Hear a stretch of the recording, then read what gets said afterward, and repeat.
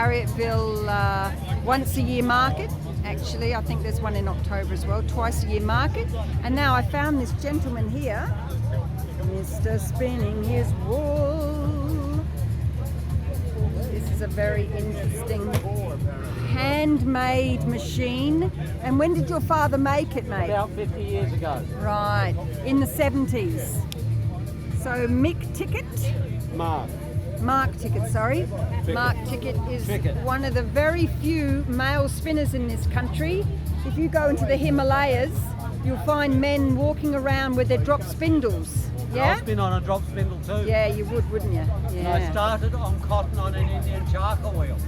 A chakra? So one-handed, how do you do that? That's impossible to spin one-handed. Draw it sideways off the point, one-handed. So if you were a left-hander, or a right-hander. Yes. Interesting. So this is a merino. Merino fleece. But you said it was mixed with. No, this is pure. Isn't it sticky and hard to use? And look how short it is. No, the one I picked up was this long. Yes. He said to me at the Hewenden show, "It's too long." I said, "How can it be too long? It's a merino. They're always too short." He said, "For the machines." Yes. And even for hands, that's too long. I had to cut off with the scissors because it was so horrible on the ends. Yes. Because they're made for machines, they don't care. But yes, that's a good way of doing it. Just and when you using that want like a that. really nice fleece, get the farmer to put a sheep coat on for the year. Well, this is what Catherine Lohman does over there in Borough. She coats all hers. That'll do me for carding. I'll strip that off.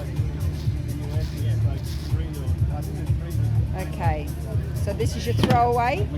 This card for potential later use, but doesn't have to be. I make children's toys Felting with or wool whatever. felt.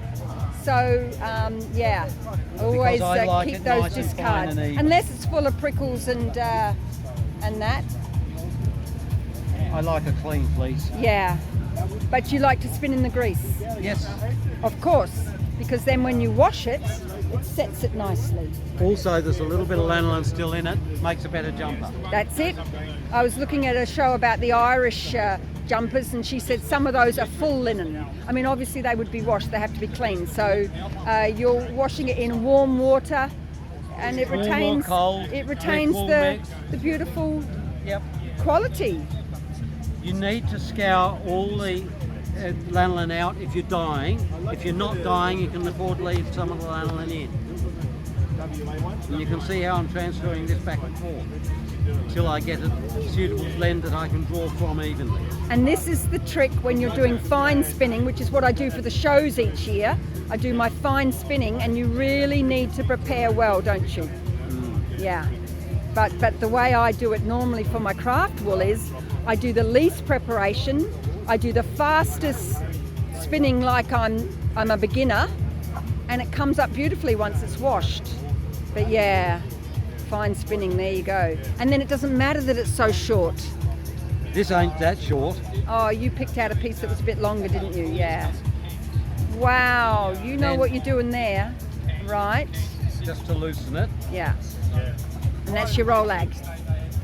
This I'm not even properly rolling because I don't want it that tight for the. I want it very open. Yeah. For the merino. So there you go, Jax. There's a person like you. I've never made a roll lag in my life. But Jackie swears by it. And that's a bit of a long spin you got going there. Long Beautiful. draw, yes. Yeah. Self I used draw. to when I started. Now I'm sort of in there like this. No, long draw is because I'm grabbing it there, not there. Right. That's how I get it even. It's magic. If you want slubs and lumps, grab it before it's formed the yarn to pull out the lump. That's it. That's how I do it. I copied my 6-year-old son because he used to sell all the skeins at the market and no one was buying mine. And I went, okay, so that's how you do But as you spin more, it's easier to get it fine, isn't it? Yes. Did you let that one go because you were talking to me? That's not worrying me. It doesn't worry you? It makes it a homespun. It's handwork, not machine work. Yeah. But you know, a lot of people couldn't tell the difference. They'd go, you'd think that was obviously made, That's the 4-ply, and that's the 2. So they would think that that was made on a machine because it's so fine Yes. and it's so even. But If you've got it, flaunt it. yeah, I don't have the time.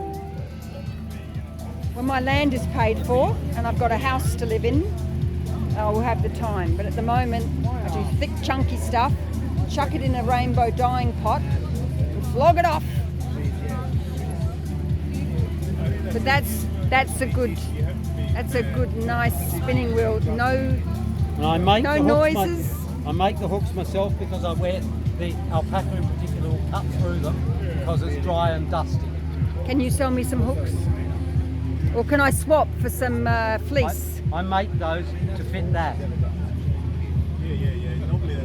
I make Hooks? them. Oh, those hooks. I thought you meant when you have to get And that. I made that. This sort of hook I'm talking. I made that from MIG wire. Right. That's the kind of hook. You know what I'm using at the moment? A crochet hook. Drop. Can you imagine how annoying that is? I've got no hooks. If you find me at home, I'll give you one made of that wire. Nice little loop and Yeah. length. Ideal for Ashley.